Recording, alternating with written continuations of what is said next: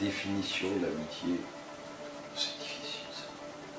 Alors ça, je vais vous dire, je la définirais d'une phrase très simple qui n'est pas de moi, c'est parce que c'était lui et parce que c'était moi. Pour vous, étudiants, l'amitié a une grande importance et je suis convaincu qu'il est beaucoup plus facile de rester sur ses études quand on a des amis étudiants. Et bien, dans tous les métiers, c'est la même chose. Un magistrat a besoin d'amis, un avocat aussi, un professeur aussi, et la confraternité est importante. L'amitié, pour moi, c'est être sentimentalement totalement partial. Oui, je pense qu'il y a quelque chose qui est de l'ordre de l'entraide, de la solidarité et de l'écoute, inconditionnelle. Ce sont des relations affectives qui ne sont pas fondées sur l'intérêt, le strict intérêt. C'est comme l'homme ou la femme de votre vie. C'est la même chose. On peut dire que c'est un lien d'amour, mais dans lequel il n'y a pas de sexualité. Pourquoi pas? À la limite, on revient de loin. C'est le fait que je reconnais une autre personne comme une personne à laquelle je tiens, à laquelle je me sens lié. D'accepter l'autre, ne pas être intrusif.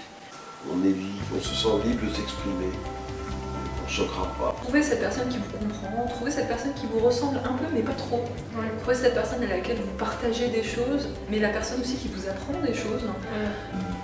Mais dans un premier temps, je dirais, je fais confiance à une personne et je suis prêt à cheminer avec elle.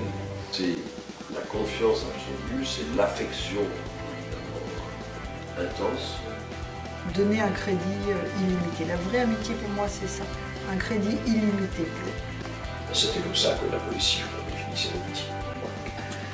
Aucune société ne peut fonctionner sans avoir cette notion d'amitié. D'être bienveillant. C'est tellement dur d'avoir un ami. Un ami. Vraiment, pour moi, c'est en termes de statistiques et de probabilité, c'est la même chose que trouver la personne de votre vie. Pour moi, l'ami, c'est idiot, mais c'est celui que tu appelles à 3 h du matin.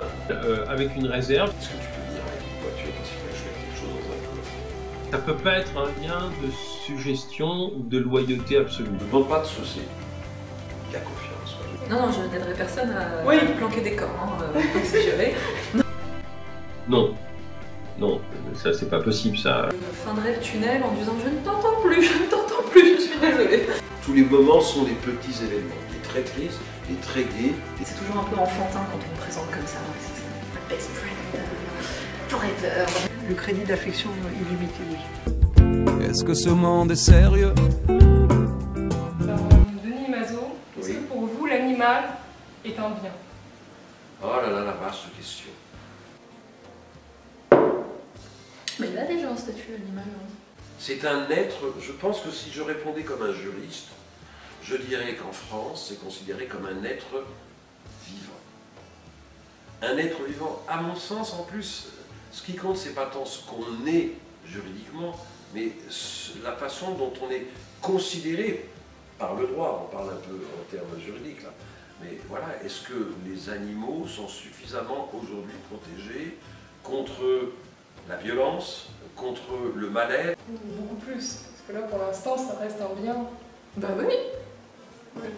Mais oui. Il ne faut pas aller plus loin. Je pense pas que ça soit nécessaire pour qu'on les protège, c'est comme ça qui est important, me semble-t-il. On va pas les... il y a des pays, je crois, ou des États dans lesquels on peut transmettre sa fortune en cas de décès. Il y a une succession qui peut s'ouvrir en faveur d'un animal. On n'est pas identique. On n'est pas identique, on est semblable peut-être parce qu'on est vivants les uns les autres. Mais bon, qu'il y ait une différence dans le traitement de l'être humain et de l'être vivant animal, c'est pas ça qui aujourd'hui me met mal à l'aise. À condition, et je crois qu'elle est remplie aujourd'hui, en droit français en tout cas, et si le droit est respecté, a priori il devrait l'être, à condition de bien les traiter, de les protéger contre tout acte de violence, contre tout acte de malveillance.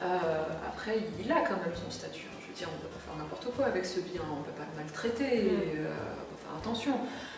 Après, est-ce qu'il faut faire davantage sur la fourrure ou sur l'expérimentation animale? Peut-être. J'en ai regardé quelques-unes des corridas à la télévision, à une époque il y en avait. c'est assez beau, c'est assez émouvant même, parce que, je veux dire, l'homme prend un risque énorme. C'est une bataille entre l'homme et le taureau.